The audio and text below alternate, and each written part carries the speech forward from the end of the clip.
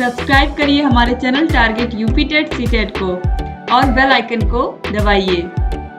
Hello friends, मैं रेनू स्वागत करती हूँ आप सभी भावी अध्यापक एवं अध्यापिकाओं का आपके अपने channel target UP TET CTET में। दोस्तों, आज की इस क्लास में हम पढ़ने वाले हैं आपकी टीएलएड थर्ड सेमेस्टर के सेकंड पेपर समावेशी शिक्षा के मोस्ट इंपॉर्टेंट अतिलघुत्तरीय क्वेश्चंस की सीरीज में पार्ट 1 और पार्ट 2 अगर आपने नहीं देखा है तो डिस्क्रिप्शन कमेंट बॉक्स में आपको लिंक मिल जाएगी।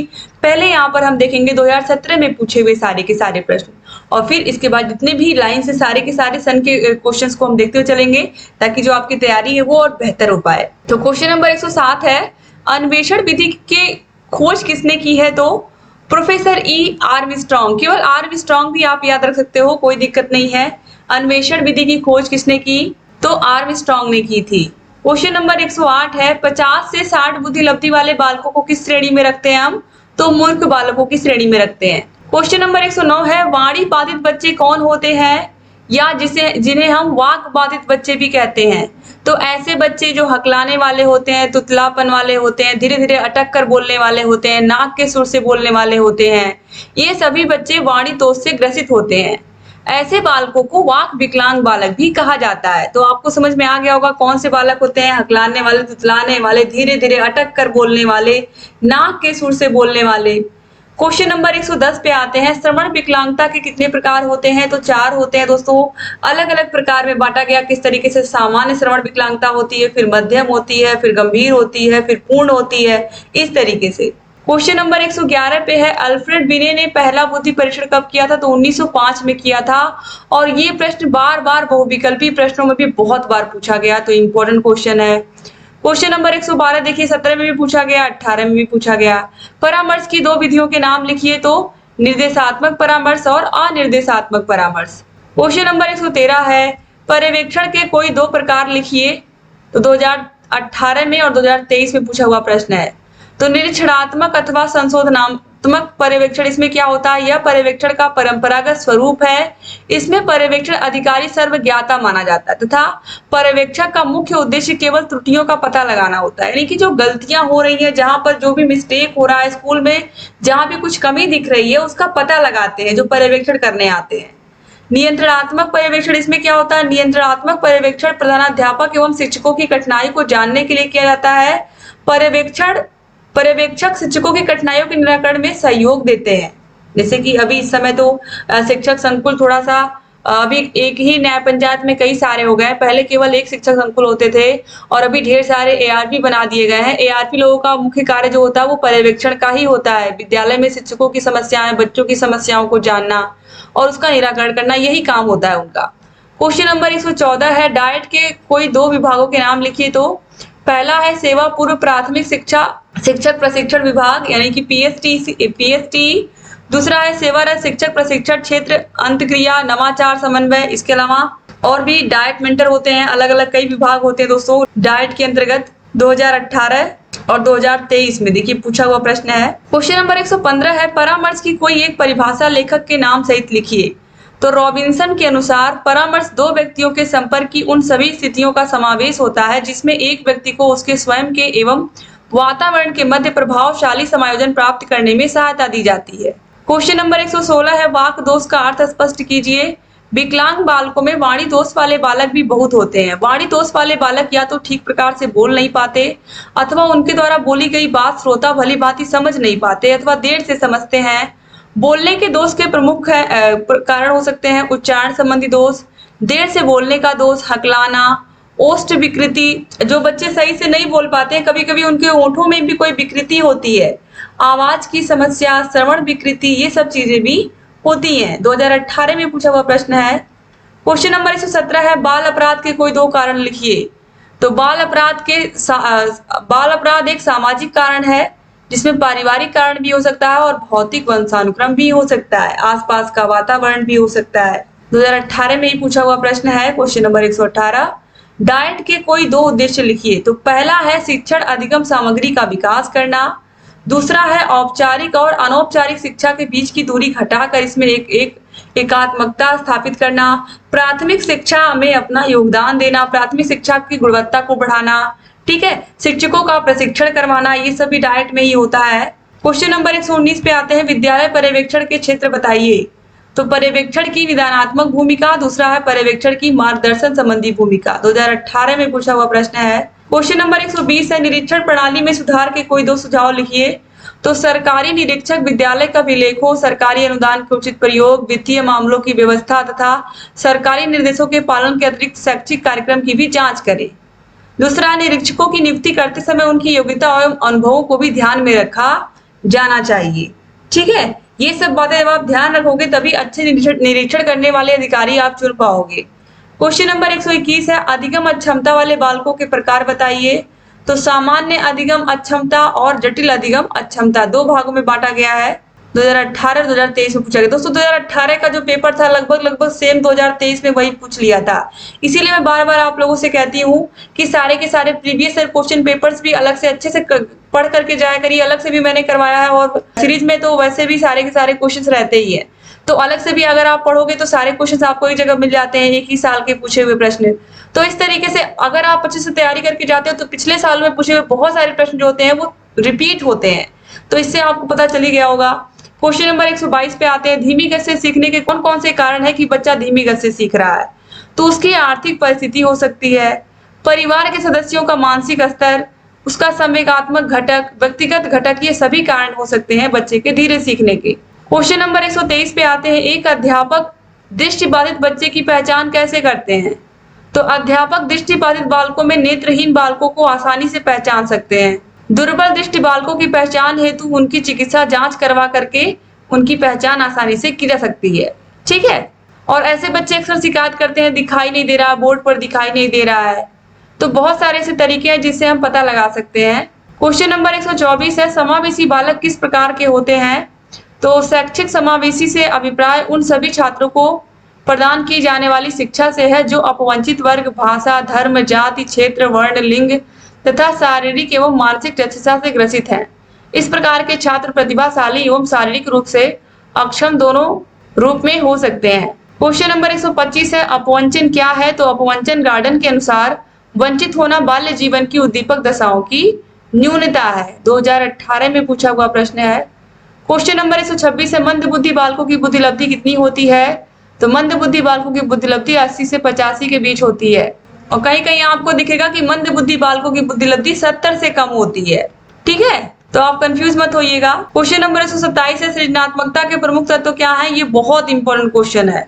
मौलिकता, प्रवाह क्षमता, लचीलापन, विस्तार की क्षमता, पुनः परिभाषीकरण, समस्या की अनुभूति, ये सभी हैं सृजनात्मकता के लक्षण या सृजनात्मकता के तत्व। क्वेश्चन नंबर 128 है, परामर्श प्रक्रिया के प्रमुख अंग बताइए। तो परामर्श के लक्ष्य, परामर्श प्रार्थी, परामर्शी या परामर्शदाता। क्वेश्चन नंबर 129 है, निर्देशन के 2 उपकरण बताइए। तो पहला है अवलोकन, दूसरा है परीक्षण। निर्देशन की प्रक्रिया में वार्ताएं, साक्षात्कार, परीक्षण आदि विधाओं का भी प्रयोग किया जाता है। भारतवर्ष में शैक्षिक व्यावसायिक निर्देशन की वर्तमान स्थिति अत्यंत दयनीय है।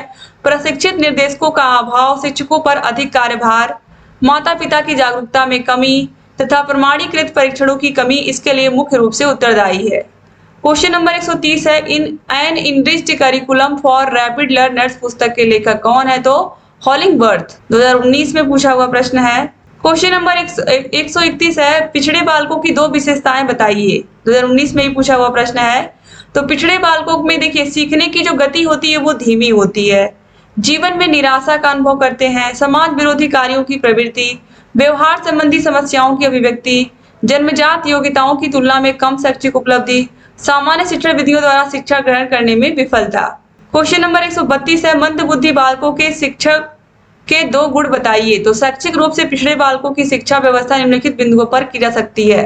शिक्षक को विषय वस्तु धीमी गति से तथा बार बार दोहराते हुए पढ़ना चाहिए। शिक्षक को बालकों की सहायता, परामर्श तथा निर्देशन के लिए तैयार रहना चाहिए। सहानुभूतिपूर्वक व्यवहार द्वारा व्यावसायिक परीक्षण देना, विशेष विद्यालयों की व्यवस्था, दृश्य श्रव्य साधनों का प्रयोग, आत्मविश्वास में वृद्धि कराकर और विशेषज्ञों द्वारा शिक्षा दिला करके ऐसे बच्चों को हम फिर से मुख्य धारा में या सामान्य बच्चों के साथ जोड़ पाएंगे। 2019 में पूछा हुआ प्रश्न है। क्वेश्चन नंबर 133 है, 2 बुद्धि परीक्षणों के नाम बताइए। तो पोर्टियस भूल भुलैया परीक्षण, पिंटर पैटरसन परफॉर्मेंस टेस्ट, बिने साइमन बुद्धि परीक्षण, स्टैनफोर्ड संशोधित बिने परीक्षण। ये सब हैं बुद्धि परीक्षणों के नाम। तो याद रखिएगा, बहुत इंपॉर्टेंट क्वेश्चन है। क्वेश्चन नंबर 134 है, एजुकेशनल एंड वैकेशनल गाइडेंस पुस्तक के लेखक कौन है? तो विलियम मार्टिन प्रोक्टर। 2019 में पूछा हुआ प्रश्न है। क्वेश्चन नंबर 135 है, रेविन्स प्रोग्रेसिव मैट्रिसेस क्या है? तो रेवन प्रोग्रेसिव मैट्रिसेस टेस्ट, इस परीक्षण में अनेक मैट्रिसेस हैं जो एक दूसरे से अधिक कठिनाई से जुड़े होते हैं, एक रेखा गणितीय आकृति और डिजाइन में होती हैं। 1956 में परीक्षण में संशोधित संस्करण में 5 भाग होते हैं, प्रत्येक भाग में 12 पद होते हैं। वर्तमान समय में इनके 3 संस्करण हैं। रेविन्स प्रोग्रेसिव मैट्रिसेस टेस्ट के वर्तमान में 3 संस्करण है। इस संस्करण में देखिए, संशोधित संस्करण 1956 में आया था और इस परीक्षण में संशोधित संस्करण में 5 भाग होते हैं और प्रत्येक भाग में अलग अलग 12 पद होते हैं। क्वेश्चन नंबर 136 है, बिने ने साइमन के सहयोग से सर्वप्रथम बुद्धि परीक्षण कब तैयार किया था? तो 1905 में किया था। बिने ने साइमन के सहयोग से, इसीलिए बिने साइमन परीक्षण भी कहीं कहीं कहा जाता है। 2019 में पूछा हुआ प्रश्न। इसके बाद 2021 में आ जाते हैं। क्वेश्चन नंबर 137 है, बाल अपराधी बालकों के उपचार की विधि बताइए। तो अपराधियों की संगत से दूर रखना, बालक की आवश्यकताओं का ध्यान रखना, परिवार के सदस्यों द्वारा स्नेहपूर्ण व्यवहार करना। दोस्तों 2020 में आप सभी को पता है कि बच्चों को प्रमोट कर दिया गया था कोरोना की वजह से, ठीक है।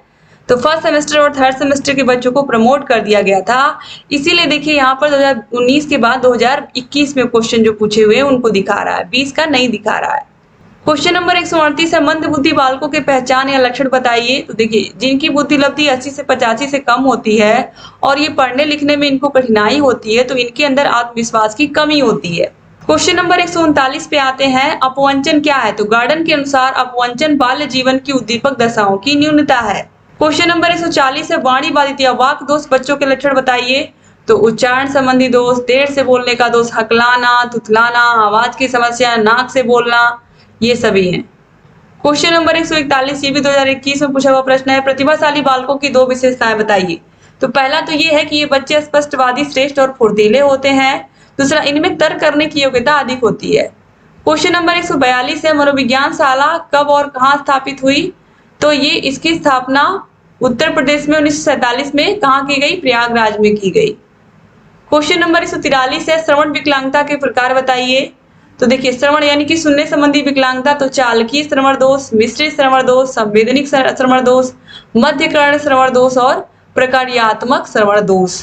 क्वेश्चन नंबर 144 है, निर्देशन क्या है? निर्देशन एक व्यक्तिगत कार्य है जिसके द्वारा शिक्षार्थी को उसकी समस्याओं का समाधान करने के लिए प्रेरित किया जाता है। निर्देशक ऐसी विधियां बताता है जिनका प्रयोग करके बालक या व्यक्ति उन समस्याओं को स्वयं सुलझा सकता है। 2021 में ही पूछे हुए यहाँ पर आपको सारे प्रश्न दिखेंगे।